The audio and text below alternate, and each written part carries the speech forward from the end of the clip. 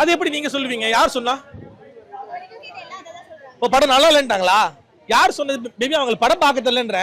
Actually ஒரு ஸ்டார்டிங்ல வந்து அந்த ஒரு மாதிரி கூஸ் பம்ப்ஸ், அந்த சாங்குமே சரி, என் தலைவனே என் தலைவனே அந்த சாங்குமே அவ்வளோ அழகா கொண்டு வந்து ஒரு மாதிரி கங்குவா ஒரு ஃபைட் சீன்ஸ் எல்லாமே அவ்வளோ அழகா இருக்குங்க. எனக்கு ரொம்ப பிடிச்சிருந்துச்சு படம். சூர்யா சார் அவ்வளோ அழகா கேரக்டர் கொண்டு போயிருந்தாங்க. ஒரு ஃபைட் சீக்வன்ஸ் அடிச்சிருக்கு, ரொம்ப மெனக்கெட்டு அந்த காட்டுக்குள்ள போய் 40 நாள் 80 நாள் போய் உட்காந்து, அட்லீஸ்ட் காட்டுக்குள்ள ஒரு 3 நாள் உட்கார முடியுமா? 80 நாள் எனக்கு தெரிஞ்சு 80 நாள் மேக்ஸிமம் எடுத்திருப்பாங்க. எனக்கு தெரிஞ்சு எடுத்திருப்பாங்க ஷூட்டிங். ரொம்ப கஷ்டப்பட்டிருக்காங்க எனக்கு தெரிஞ்சு. ஒரு ஃபைட் சீக்வன்ஸா கூட சரி. அந்த படம் நல்லா இல்லைன்னு சொல்றாங்களே அவங்களுக்கு ஒரே சொல்லிடுறேன், அப்படி உங்களுக்கு என்ன குறைச்சு இந்த படத்துக்கு நான் கேட்பேன். ஏன்னா இந்த மாதிரி படத்தையுமே நல்லா இல்லை ஐயா, இதெல்லாம் பார்க்கவே முடியாது அப்படின்னு சொல்லி நிறைய பேர் சொல்லுவாங்க. அதாவது எப்படிலாம் பார்க்கவே முடியாதுன்னு நிறைய பேர் சொல்லுவாங்க. அப்படி இருந்தாலும் நான் சொல்றேன் படம் நல்லா இருக்கு. ஏன்னா சூர்யா ஃபைட் சூப்பரா பண்ணியிருக்காரு, நம்ம டிஎஸ்பி சார் மியூசிக் சூப்பரா பண்ணியிருக்காரு, அண்ட் கதைக்களம் அவ்வளோ அருமையா இருக்கு. ஒரு அப்பா மகனுக்குள்ள ஒரு பாசம், ஒரு வில்லன் ஒரு நாட்டை காப்பாற்ற ஒரு வில்லன் எப்படி போராட்டணும் அதே மாதிரி ஹீரோவும் போராடுறான். இந்த ரெண்டு பேருக்கு நடுவில் ஒரு போராட்டம். அந்த போராட்டத்தில் யார் ஜெயிக்கிறா, மக்கள் எப்படி காப்பாற்றப்படுறாங்க, இதுதான் கதை. இதுக்கு மேல கதை இல்லை அப்படின்னா நீங்க வந்து ஹாலிவுட்ல போய் பார்க்கணும். ஹாலிவுட்டுக்கே டஃப் கொடுத்திருக்காரு சிவா. எப்படி ஹாலிவுட்டுக்கே டஃப் கொடுத்திருக்காரு. படம் நல்லா இருக்கு, பாருங்க. உங்களுக்கு ஐயா 12,000 கோடி நான் அப்படிலாம் சொல்லவே மாட்டேயா ஐயா. 200 கோடி கண்டிப்பா தாண்டியா, அது நான் கேரண்டியா. அவ்வளவுதான். நல்லா கொடுத்திருக்காங்க. சொல்லுங்க ஐயா. என்னோட எக்ஸ்பெக்டேஷன், நான் படம் நல்லா இருக்குன்னு வந்தேன். ஃபர்ஸ்ட் இந்த படத்துல குறை சொல்லியே ஆகணும் அப்படின்னா ஃபர்ஸ்ட் ஒரு 20 மினிட்ஸ் கட் பண்ணிருக்கலாம். அது கிளாமரு, அது அந்த சீன்ஸ், அந்த பசங்கள்லாம் பார்க்கணும், வாலிப பசங்கள்லாம் பார்க்கணும் அப்படின்றனால அந்த கிளாமர் சீன்ஸ்லாம் வச்சிருக்காங்க. அது தேவையில்லாத மாதிரி எனக்கு தோணுச்சு.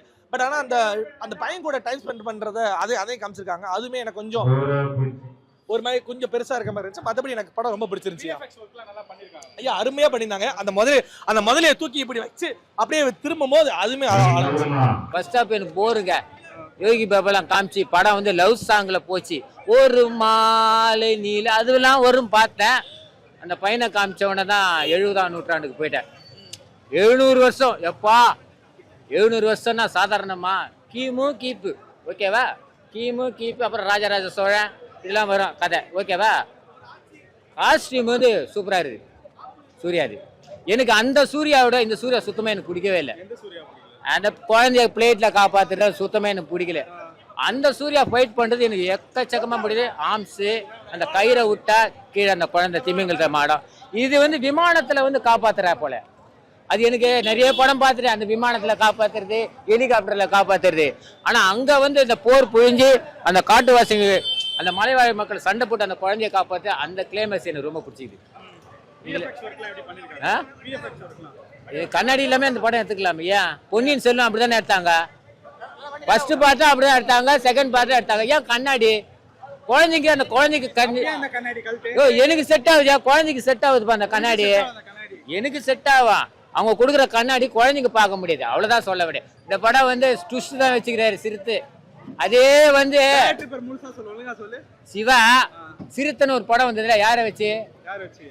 கார்த்திகை வச்சு எடுத்தாருல. அதே கார்த்திக் செகண்ட் ஹாப் கொண்டு வந்துட்டாருப்பா, அவ்வளவுதான் சொல்லுவேன். உஷாரா கொண்டு வந்துட்டாரு, தம்பியை கொண்டு வந்துட்டாரு. சூர்யா விட்டாரு, செகண்ட் பார்ட்டுக்கு தம்பியை கொண்டு வந்துட்டாரு. படம் நல்லா இருக்கும்னு நினைக்கிறேன். படம் உண்மையில செகண்ட் பார்ட் உண்மையில நல்லா இருக்கும். கங்குவா படம் பார்த்துட்டேன். அண்ணன் சிங்கிள் ரோல்னாலே கலக்குவாரு, பயங்கரமா நடிப்பாரு. டபுள் ஆக்ஷன் போது பாக்குறவங்க எல்லாருக்குமே டபுள் ட்ரீட் தான்.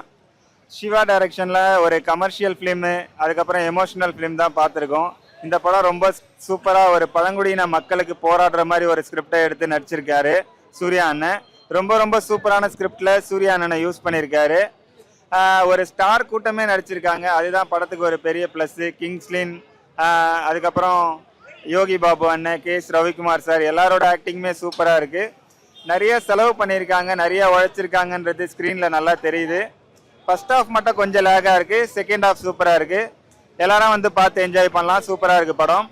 சூர்யா அண்ணனுக்காக ஒரு பாட்டு இருக்கு, அதை பாடிடுவேன்.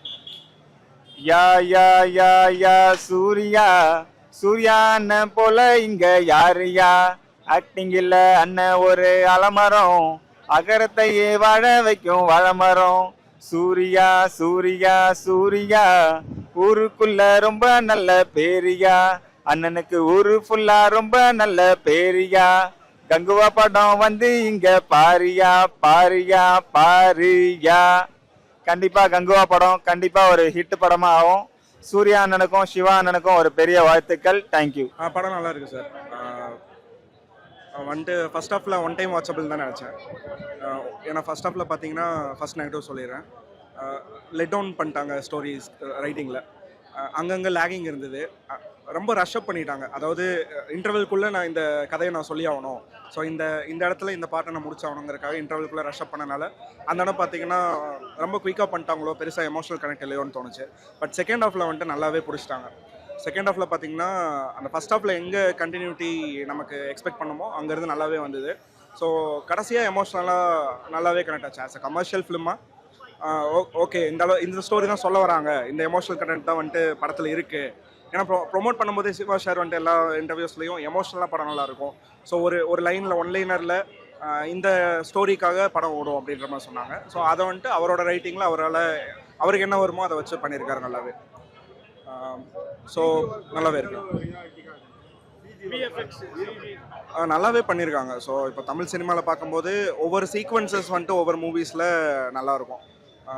ஃபார் எக்ஸாம்பிள் இப்போது லியோவில் வந்துட்டு ஹைனாவோட விஎஃப்எக்ஸ்லாம் பக்காவாக இருக்கும். அந்த மாதிரி நம்ம இது வரைக்கும் பார்த்துருக்கவே மாட்டோம். ஸோ அந்த மாதிரி கொடுத்துருந்தாங்க ஒரு சீக்வன்சஸ்க்கு. இதில் படம் ஃபுல்லாக கொடுக்கணும் அப்படின்னு ட்ரை பண்ணுறதுனால படம் ஃபுல்லாக அவங்களால என்ன முடியுமோ அதை நல்லாவே எஃபோர்ட் போட்டு கொடுத்துருக்காங்க. சில சீக்வன்சஸ் எல்லாம் வார் சீக்வன்சஸ் இருக்குது, அதுக்கப்புறம் சில அந்த ட்ரைபல் ஃபைட்ஸ்லாம் இருக்குது. அதில் இவங்க விஎஃப்எக்ஸ் தான் நிறையா பண்ணியிருக்காங்க, ஆனால் விஎஃப்எக்ஸ் பண்ணியிருக்காங்க அப்படிங்கிற மாதிரி தெரியாமல் இருக்குது. சில சின்ன சின்ன இடத்துல வந்துட்டு விஎஃப்எக்ஸ் வந்துட்டு இந்த பேர்ட்ஸ் போகிறது, அந்த ட்ரீஸ் வந்துட்டு காத்துலாடுறது, இந்த மாதிரி சீக்வன்சஸில் அதெல்லாம் மிஸ் அவுட் பண்ணிட்டாங்க. சரி, மேபி யாரும் பெருசாக நோட்டீஸ் பண்ண மாட்டாங்கன்னு. மற்ற வார் சீக்வன்சஸ் இதெல்லாம் நல்லாவே வந்துட்டு ட்ரை பண்ணியிருக்காங்க. படத்துக்கே பெரிய ப்ளஸ் பாயிண்ட்டே டிஎஸ்பி சாரோட மியூசிக் தான். நிறைய இடத்துல வந்துட்டு லேக் தெரியாத ரீசனே அவரோட மியூசிக் எலிவேட் பண்ணனால தான். ஸோ இல்லைனா வந்துட்டு ஸ்டோரியில் இருந்த வீக்னஸ் வந்துட்டு ஃபர்ஸ்ட் ஹாஃபில் இருந்த வீக்னஸை தெரிஞ்சிருக்கும். அவர் நிறைய இடத்துல எலிவேட் பண்ணனால தான் வந்துட்டு ஃபர்ஸ்ட் ஹாஃபே ஓரளவுக்கு தப்பிச்சுது. ஸோ சினிமோட்டோகிராஃபியும் அதுக்காகவும் பெருசாக ப்ரொமோட் பண்ணிருந்தாங்க. ஸோ விஷுவல்ஸாக சூப்பராக இருக்கும் அப்படின்னு சொல்லி. விஷுவல்லி வந்துட்டு பார்க்கும்போதும் ரொம்ப எக்ஸ்ட்ராடினரியாக இருந்தது. ஏன்னா 3Dயில் பார்க்குறோம். 3Dயில் பார்க்கும்போது ஒவ்வொரு பார்ட்டிகல்ஸும் நமக்கு முன்னாடி வந்துட்டு ரொம்ப ஸ்பெக்டாகுலராக தெரியுது. இந்த கதைக்கு வந்து காமெடியன் தேவை. அப்போ யோகி பாபு கிங்ஸ்லி அதோட காமெடி எப்படி இருந்தது? இல்லை, அது காமெடி அப்படிங்கிறதுக்காக ஆட் பண்ணாமல் ஒரு மெம்பர்ஸ் அப்படிங்கிற மாதிரி தான் ஆட் பண்ணியிருக்காங்க. ஸோ படத்தில் பெருசாக காமெடி எதுவும் இல்லை. ஸோ ஜஸ்ட் ஆஸ் அ பர்சன்ஸாக வந்து இந்த ஆர்டிஸ்ட் இருந்தால் பெட்டராக இருந்திருக்குங்கிறதுக்காக அப்படி ஆட் பண்ணி லைனர் கொண்டு போயிருக்க மாதிரி தான் தெரியுது. இல்லை, கலெக்ஷன்ஸ் பற்றி எப்படி ஒர்க் அவுட் ஆகுது அப்படிங்கிற மாதிரி நமக்கு தெரியாது. ஸோ 100 crores 1000 crores இப்போ எல்லாருமே கலெக்ஷன்ஸ் பற்றி தான் பேசுகிறாங்க. படம் நல்லா இருக்கா நல்லா இல்லையான்னு சொல்லி யாருமே பெருசாக பேசாத மாதிரி எனக்கு தோணுது. அப்படி பேசுகிற பட்சத்தில் எல்லாருமே வந்துட்டு படம் பார்த்து பிடிச்சிருக்கு பிடிக்கல அப்படின்னு சொன்னால் திரும்ப தமிழ் சினிமா வந்துட்டு பழசு எப்படி நம்ம ஒரு 2005-10 அந்த டைம்லலாம் எப்படி சூப்பர் மூவிஸ்லாம் வந்ததோ அந்த மாதிரியே வர்ற சான்சஸ் இருக்குது. இப்போ எல்லாமே பிஸ்னஸ் இன்வெஸ்ட்மெண்ட் அந்த மாதிரி போயிடுச்சு. இல்லை, படத்தில் பார்த்தீங்கன்னா சர்ப்ரைசஸ் நிறையா இருக்குது. பட் ஆனால் எந்த ஆக்டர்ஸ் எந்த ஆக்ட்ரஸ் அப்படிங்கிற மாதிரி நம்ம சொல்ல முடியாது. படம் ஆவரேஜ் வாட்ச் தான், ஹானஸ்ட்டாக சொல்லணும். ஹானஸ்ட்டாக ஒரு one time super watch. Fantasy movie லவ்வர்ஸ்க்கு ரொம்ப பிடிக்கும். சூர்யா ஃபேன்ஸுக்கு 2 வருஷம் கழிச்சு வருது, தலைவனை ஸ்க்ரீனில் பார்க்குறதுக்கே விசில் அடித்து பட்டாசு கொளுத்துற மாதிரி தான் இருக்குது. ஒரு சீனில் சட்டையை கிழிச்சு தூக்கி போடுறாரு, அப்படியே 6 பேக்ஸ்லாம் தெரியுது. அந்த சீனுக்கே வந்து பைசா வசூல் தான் சொல்லி ஆகணும்.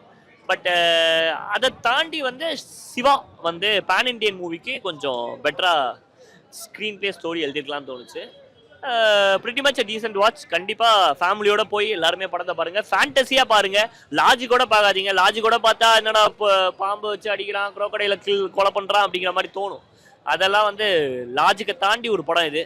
ஃபேண்டசி ஆடியன்ஸுக்கு ரொம்ப பிடிக்கும். ஸோ அதான் சட்டையெல்லாம் பார்த்தாலே தெரியும். ஃபுல் எக்ஸ்பெக்டேஷனோட அப்படியே ஒரு நண்டா வாரணமாயிரம் இதெல்லாம் ரீவாட்ச் பண்ணிட்டு வந்தோம். அதை அப்படிதான் போய் பார்க்க வந்தோம்.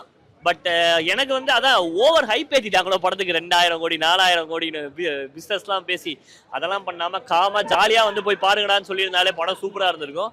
ஹைப் ஏற்றினதுனால நம்ம ஹைப் லெவலுக்கு படம் சாட்டிஸ்ஃபை ஆகல. பட் ஹைப்புக்கு கொஞ்சம் கீழே கண்டிப்பாக சாட்டிஸ்ஃபை. அவரால் என்ன பண்ண முடியுமோ அதை கொடுத்துருக்காரு. இது ஒரு கல்ட் ஆல்பம்லாம் நான் சொல்லவே மாட்டேன். ஒரு ஆவரேஜான ஆல்பம். என் தலைவனே சாங் தான் ரொம்ப நல்லா இருந்துச்சு. அந்த பாட்டு படத்தில் வந்து 1.5 நிமிஷம் தான் வச்சுருக்காங்க. ஸோ அந்த பாட்டுலாம் கொஞ்சம் எக்ஸ்டெண்டடாக வச்சுட்டு மற்றதெல்லாம் கட் பண்ணி தூக்கி வீசியிருக்கலாம். விஎஃப்எக்ஸ் ஒர்க்லாம் எப்படி தல இருக்கு? விஎஃப்எக்ஸ் ஒர்க்லாம் விஎஃப்எக்ஸ் ஒர்க் சூப்பராக இருக்குது. அண்ட் அதை தாண்டி வந்து அந்த ஃபர்ஸ்ட் ஆஃப் ஒரு 40 மினிட்ஸ் வச்சிருக்காங்களே அந்த ப்ரெசன்ட் போர்ஷனு, அதை தவிர்த்துருக்கலாம் கண்டிப்பாக. ஏன்னா இது அவுட் அண்ட் அவுட் பீரியட் ஃபிலிமாக வந்திருந்தா பேன் இண்டியன்டாக கூட ஆயிருக்கலாம். அந்த 2K கிட்ஸ் எல்லாம் உள்ளே கூட்டு வரணும்னு சொல்லிட்டு அவர் வந்து ஒரு ப்ரெஷரில் இருந்திருக்காரு போல, அந்த மார்க்கெட்டை பிடிக்கணும்னு. அதனால அந்த சீன்ஸ்லாம் வச்சு அந்த பிரான்சிஸ்ங்கிற கேரக்டர் வந்து எனக்கு சுத்தமாக ஒர்க் அவுட் ஆகல. சூர்யா ஸ்டைலாக இருக்காரு, மாசா இருக்காரு. அந்த தீஷா பட்டானி அம்மா வருது, அது தண்ணி கேன் போடுற மாதிரி வருது, போட்டுட்டு போகுது, அது பாட்டுக்கு போகுது. அது ஒரு 10 கோடி வாங்கியிருக்கோம் இதுக்கு. அதெல்லாம் கட் பண்ணிருக்கலாம், அந்த செலவெல்லாம் கட் பண்ணிருக்கலாம். பாப் வீடியோலுமே வந்து ஏதோ ஒரு பேய் பிடிச்ச மாதிரி வரா, அப்படி நம்ம பண்றா, அப்படி பெருசா எதுவுமே மனசுல ஓட்டல. எதிர்பார்த்தீங்களா இந்த ஆள் வருவாங்க? மெய்யழகன்ல பார்த்த எங்க மெய்யழகனா இவரு அப்படிங்கிற மாதிரி ஒரு விஷயத்துலதான் உட்காந்துட்டு இருந்தேன். அது வந்து நம்ம சொல்ற முடியாது. ஸோ ஒருத்தருக்கு ஒரு மாதிரி அது ஒர்க் அவுட் ஆகும். நிறைய பேர் கத்துனாங்க. எனக்கு வந்து அந்த ப்ரீ கிளைமேக்ஸ்லேயே ஒரு மாதிரி ஐயோ இதாண்டா கதையா அப்படிங்கிற மாதிரி. சிவா கிட்ட ஒரு பிரச்சனை என்ன இருக்குன்னா, அவர் ஒரு ஸ்டீரியோ டைப் வச்சிருக்காரு. இன்டர்மிஷன் வரப்போதுனா ஒருத்தன் எடுத்து முதுகுல குத்த போறான், அங்க போட போறேன் இன்டர்மிஷனை. கிளைமேக்ஸ் வரப்போதுன்னா ஐயோ அப்படின்னு குழந்தைய பிடிச்சி அழுகிற மாதிரி ஒரு கிளைமேக்ஸ் தான் இருக்க போகுதுன்னு. அதெல்லாம் கட் பண்ணிட்டு, அது எவ்வளோ வருஷம் சார் அதே மாதிரி படம் எடுப்பீங்க? அதெல்லாம் கட் பண்ணிட்டு நியூ இதுக்கு வந்து ஒரு படம் எடுத்துக்கலாம். அதான் ஒரு மிஸ்ஸே. பட் ஸ்டில் சூர்யா சாரோட ஹார்ட் ஒர்க்காகவும் இந்த புது விதமான ஒரு ஃபேண்டசி ஃபிலிம், ஒரு 3D ஃபிலிம் தமிழ் சினிமாக்காகவும் இந்த படத்தை கண்டிப்பாக எல்லாருமே ஃபேமிலியோட வந்து